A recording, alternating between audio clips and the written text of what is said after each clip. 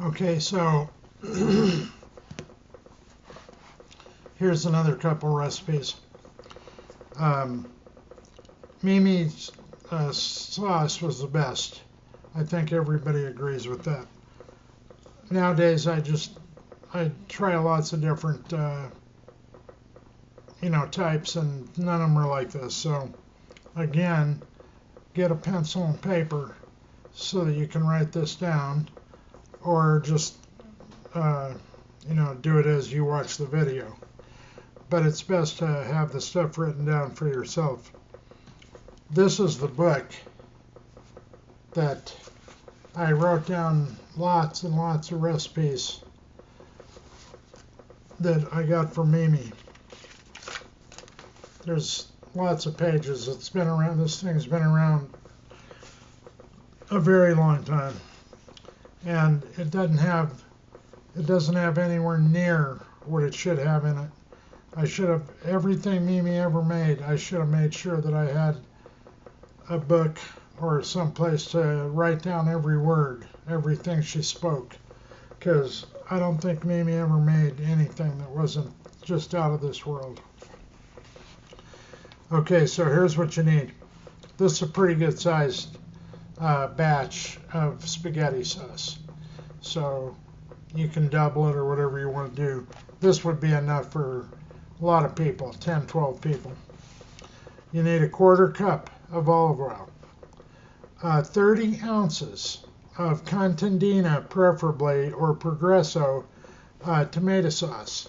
The sauce you buy, it just has everything to do with how this is all going to turn out. There's just no question about it. Also 30 ounces of paste, same brands, whichever one you can get. One big large onion. Now Chelsea doesn't like onions just to eat them, even if they're in a sauce. Although now she's okay with the yellow onions. I don't know if she'll ever like purple onions. But one way or the other, chop the onion real fine and throw it in this pan. You're going to have your big pan, and throw the olive oil in there and then put the onion in there. Let that saute for 15, 20 minutes, real low, so that it's pretty much totally done. Mimi, in all her life, couldn't eat an onion, but she couldn't eat a sauce that didn't have the flavor of onion. But she couldn't bite into an onion, or else she just wouldn't do it. And the best way to do this, if you've got some people that just can't eat an onion, is to take the whole onion, peel off, all the bad stuff, the first several layers, and throw the onion into this big pot of sauce. And there's no question that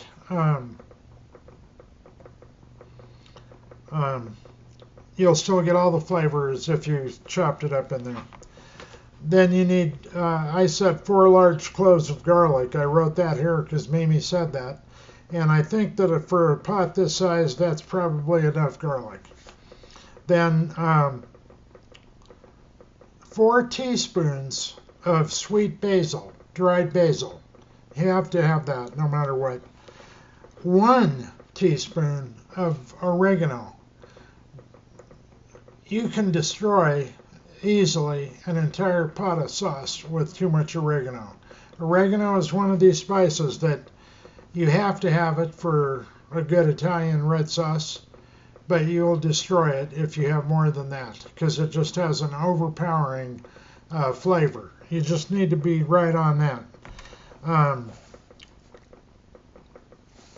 Parsley. My friend Riccardo Pacini, Sean, you've met him. Chelsea, I don't know if you've met him. He owns Deli Italia over on 20th and Wadsworth in Lakewood. That he's got nothing but the best of all of the things that he actually goes to New York. That's where he was born and raised, and he came from Italy when he was a teenager. But he actually goes to Italy once a year to set up all his purchases of olives from all over Italy and Greece. But he goes to New York even now, he's an old man. I'm 67. Well, I'm 68 now. He's probably 78, but he still gets around good.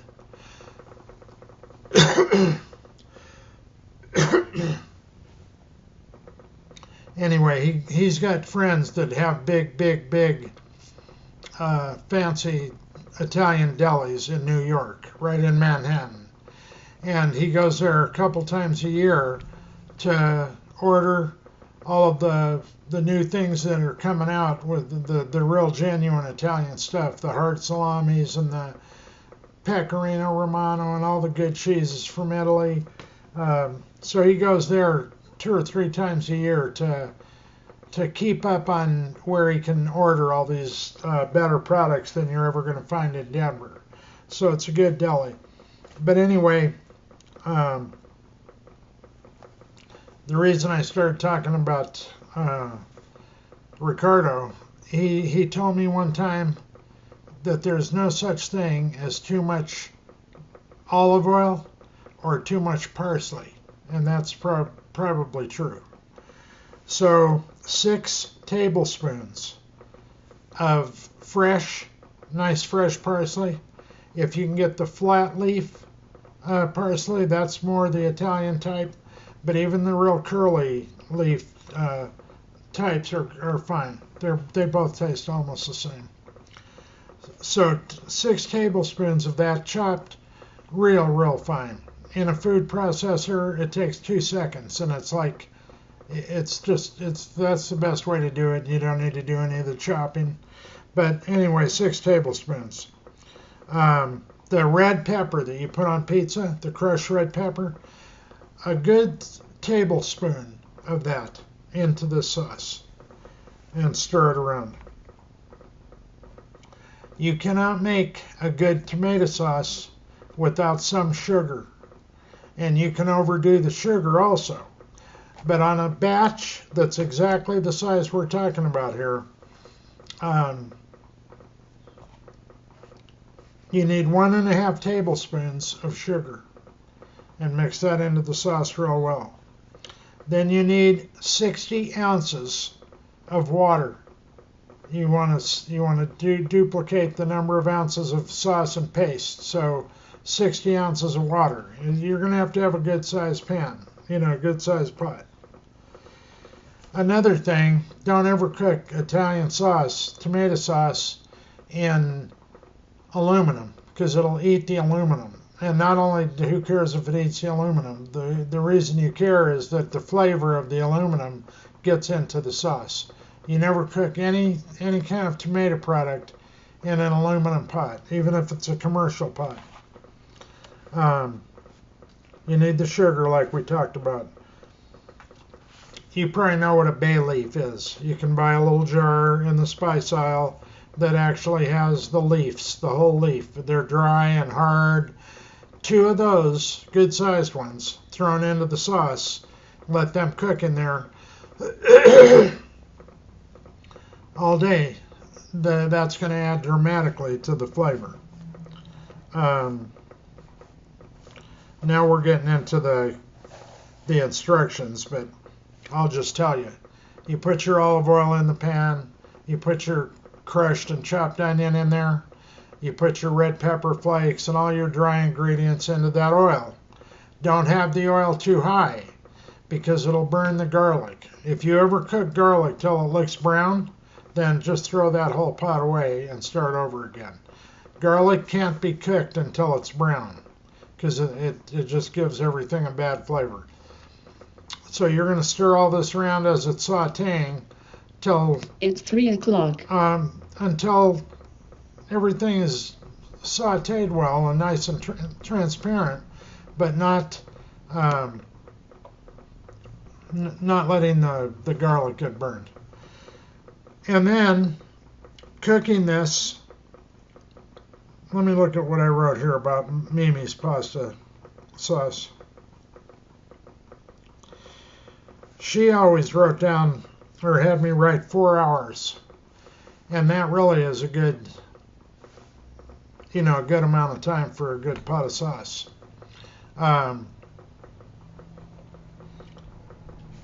There's other things you can do now that you should do. Getting back to the baby bellas, the little onions, the little mushrooms that we talked about. Those are real good. Regular white mushrooms are great. Portobellos are great. But one way or the other, if you want a good mushroom sauce, you need a bunch of mushrooms to throw in there. Even if you have the white mushrooms that are about that size, the head and the little stem, in 4 hours, those have cooked down very dramatically. And so even if it's a mushroom that looks quite like they're big, those will cook down to where they're just a bite size when it comes to eating your sauce. So put those in there right up front if you want mushroom sauce.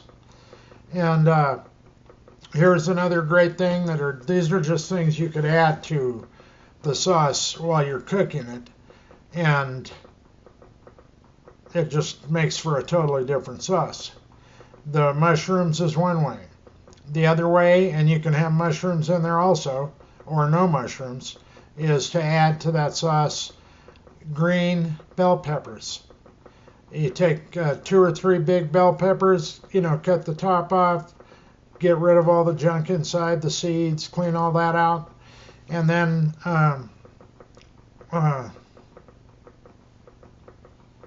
slice the green peppers. You don't need to put those in up front like where you were sauteing the onion. You just slice those real nice and real thin slices. Leave them the length of the pepper, how tall the pepper is. And throw 2 or 3 green, bell peppers in like that, or red. I wouldn't put yellow, but I'd put red or green, and just for the color, just for the way it looks. And let those cook in there for probably the last hour. Don't let those cook for 4 hours, 5 hours, because they pretty much go away. So just cook those maybe the last 4. But that, Pam loves this, I do too, and most everyone I know does. But that is a very good sauce to add those bell peppers to it. So that's pretty much it for doing the sauce.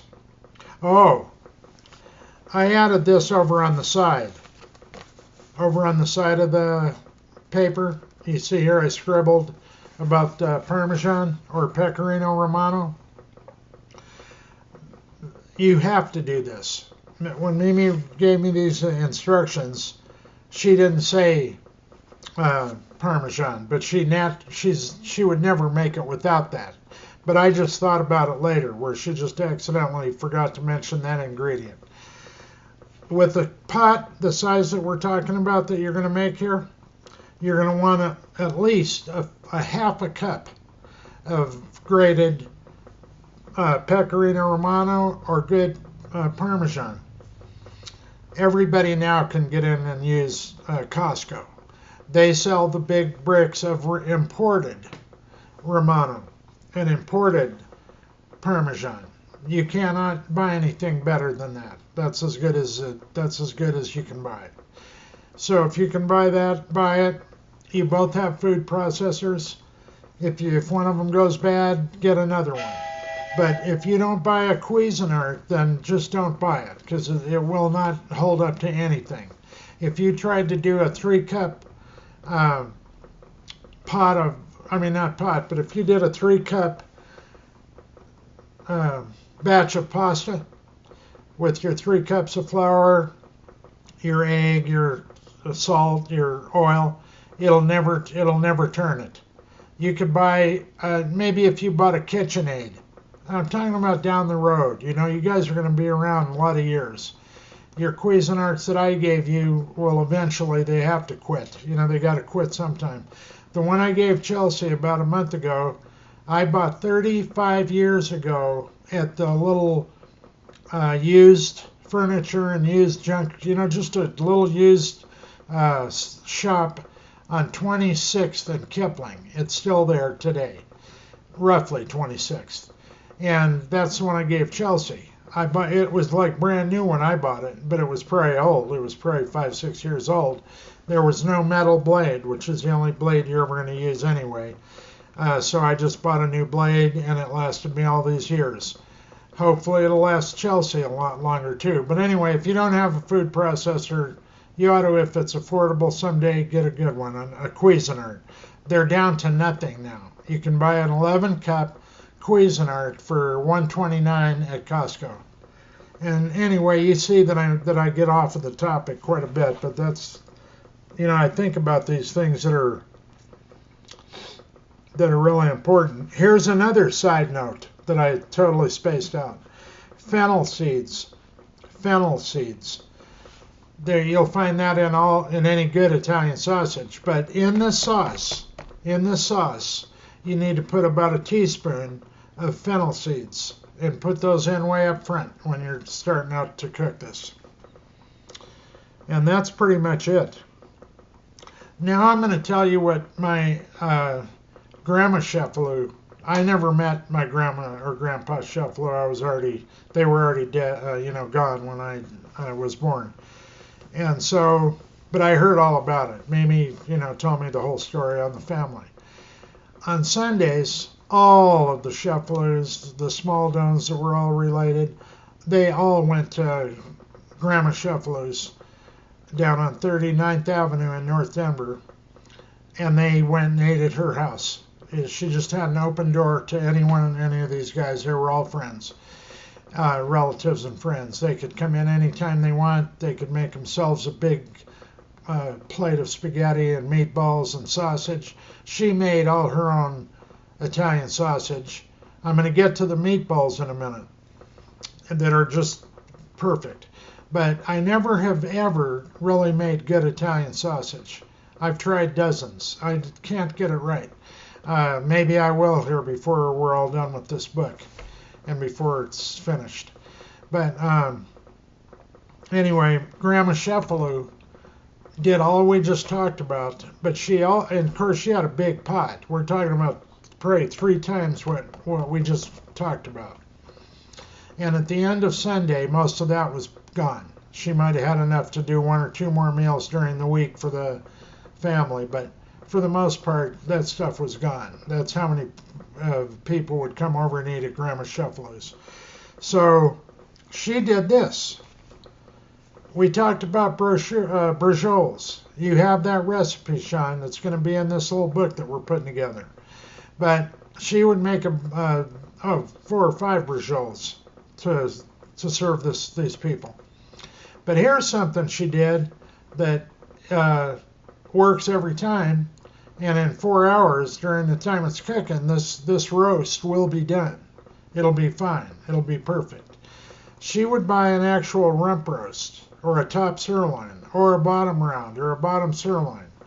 I'm talking a 3, 4, 5 pound roast.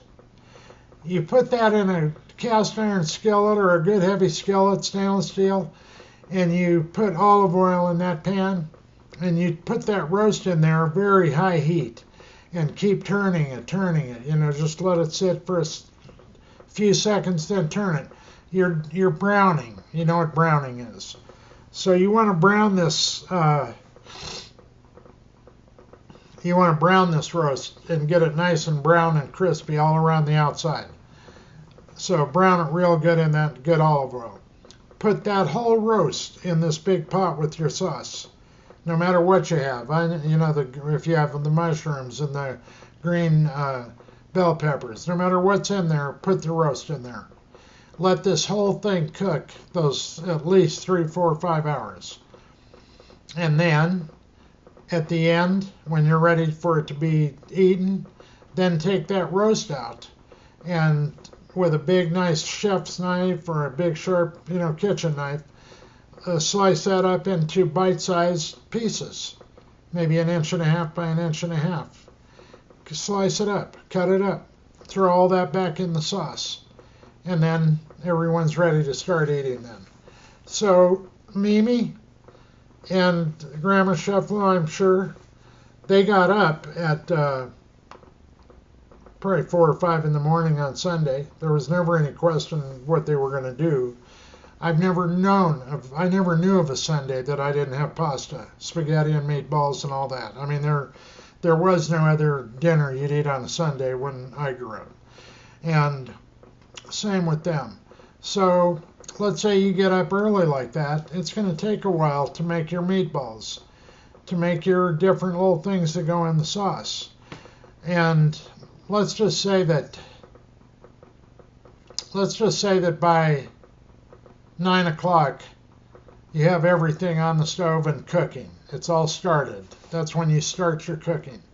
So by 1 o'clock, 2 o'clock in the afternoon, then it's ready for people to start coming over. And then you also, I mean, you're never going to make batches like what I'm talking about here, but if you make this batch that Mimi made every Sunday of her life, that'll easily feed 7, 8 people.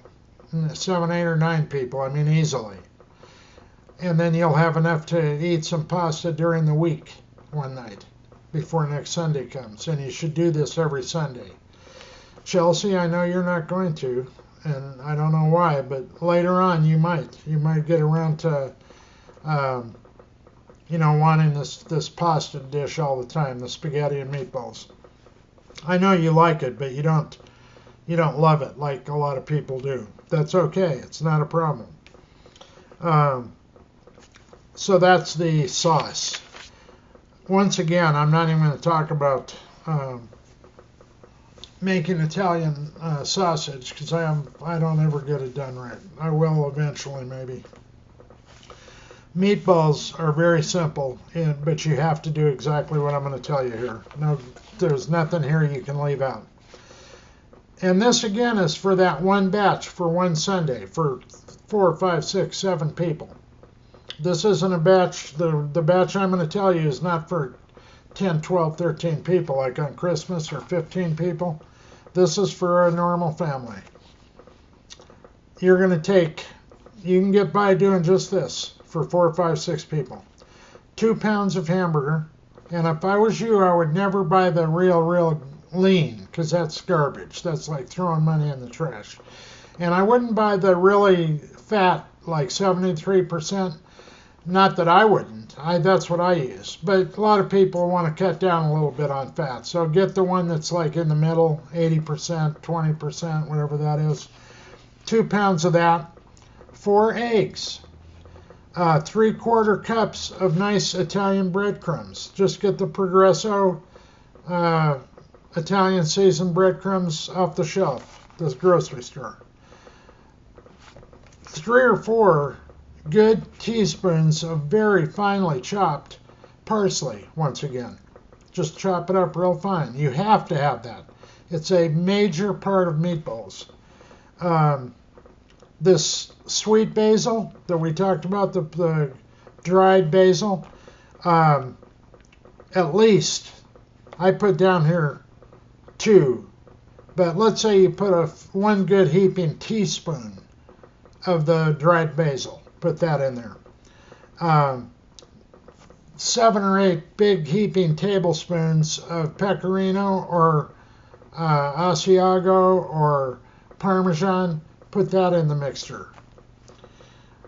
At least a couple cloves. Well, I say at least, but that really should be about what you put, is 2 good-sized cloves of garlic that's been crushed and minced, and just either that or, the best way you can buy garlic nowadays, and probably has been for years, but I never used to, the little jar in the produce area of garlic that's already been very finely minced. It looks like little tiny BBs.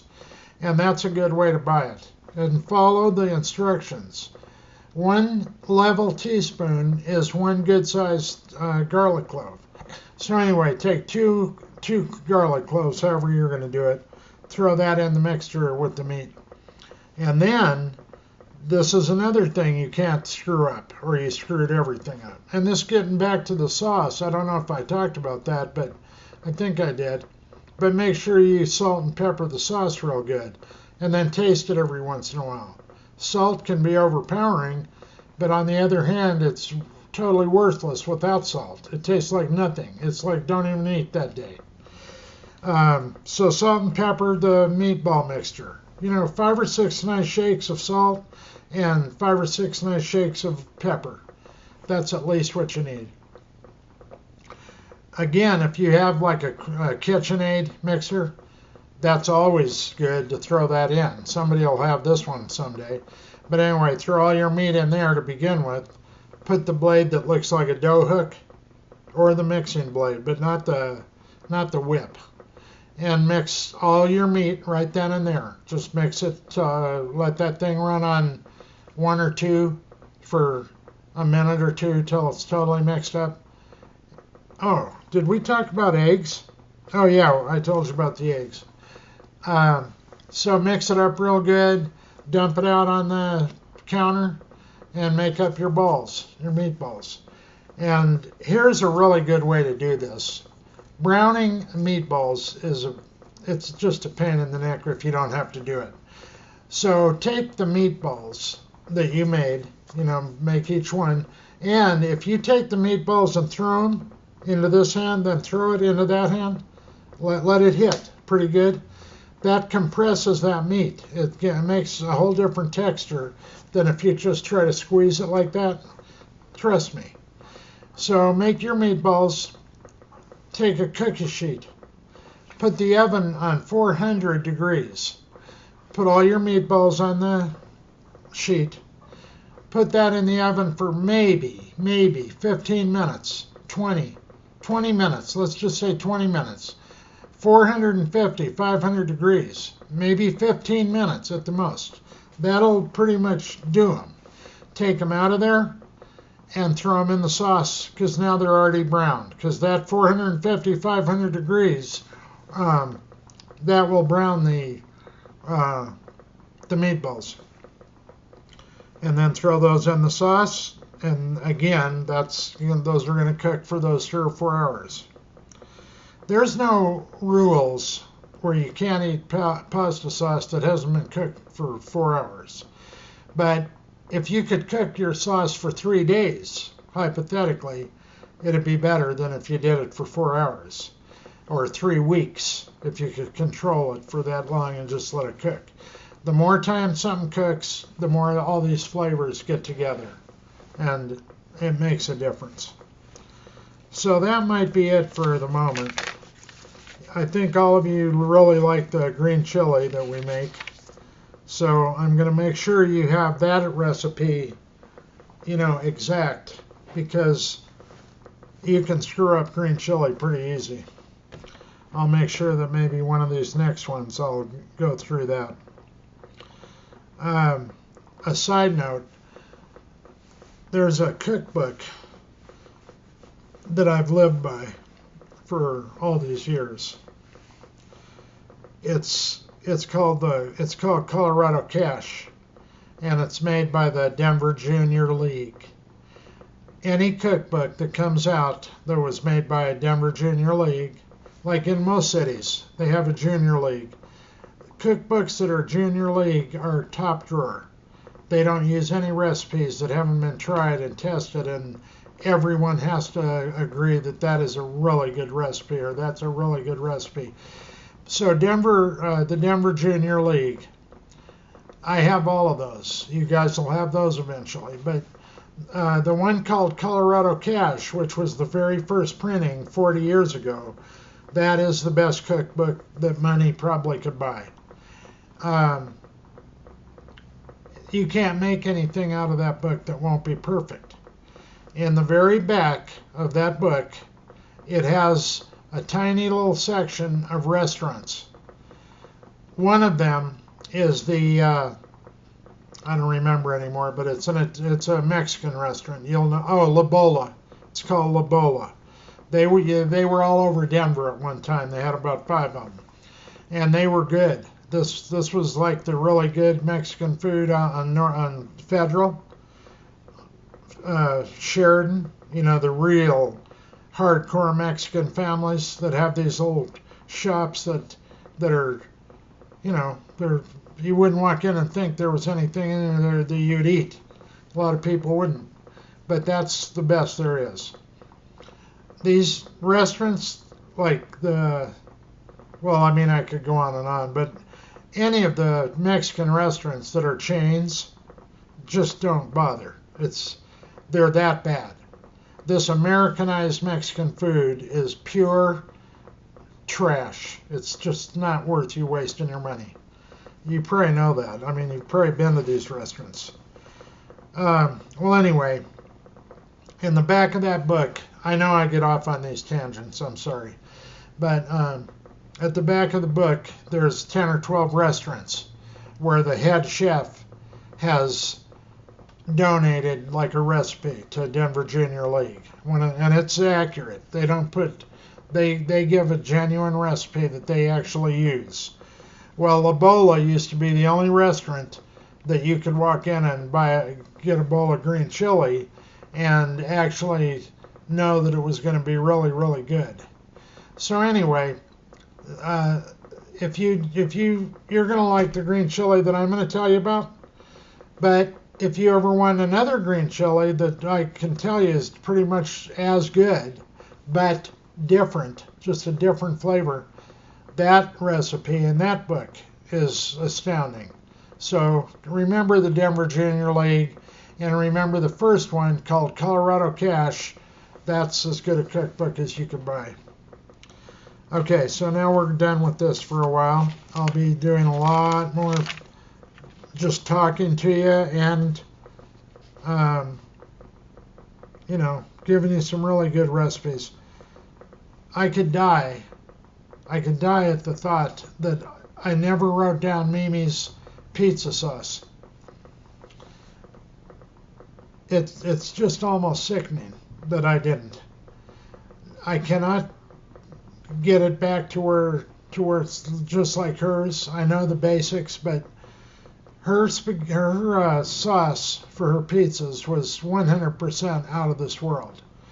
She also would invite the whole neighborhood, all of Gloria's friends and boyfriends when they were at that age, 16, 17, 18, whatever the age of where they'd all come over. And now that's another thing. That's where they would party, is right at the house, right in the basement.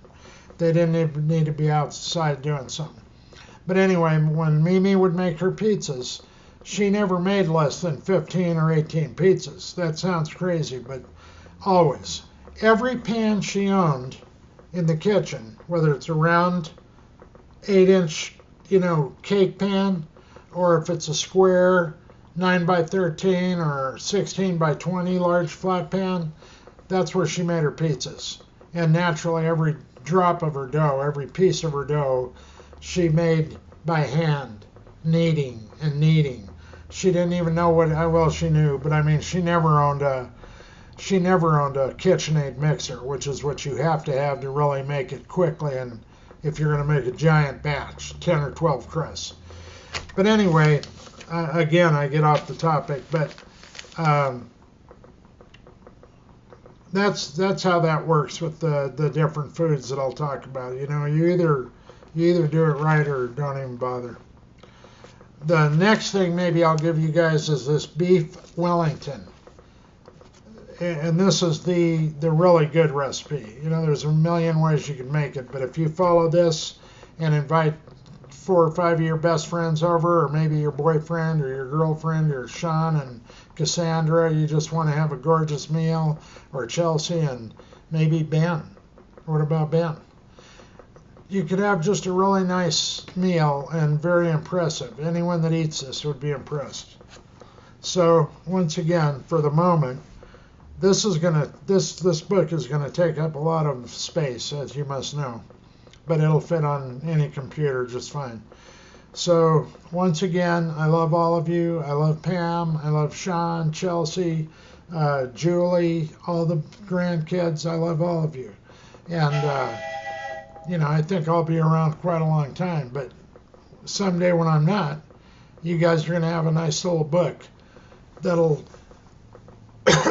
remind you of me. I am doing this because I've got something that bothers me when I cough. As long as I'm wearing this wound vac, you all know what that is. And while I'm on this wound vac, then when I cough, it really kind of hurts in my lung. So that's why I do that once in a while. But anyway, I'll get back again every time I can from now on. I'm going to add to this little book. And it's going to be a nice looking book. And it's not going to be for sale. It'll be a free book on Apple, the iBookstore. And it's going to be downloadable to whoever wants it, actually. But all of you naturally are going to download one of these books and keep it forever. Anyone with a Mac computer, it'll play on a Mac and it'll play on an iPad, but it won't play on any other device. So you'll need to have that accessible. Chelsea, you already have a Mac. You'll all have what you need. You'll all have what you need when it comes time for that. Believe me. So I love you, all of you. Pam, I love you. And talk to you later.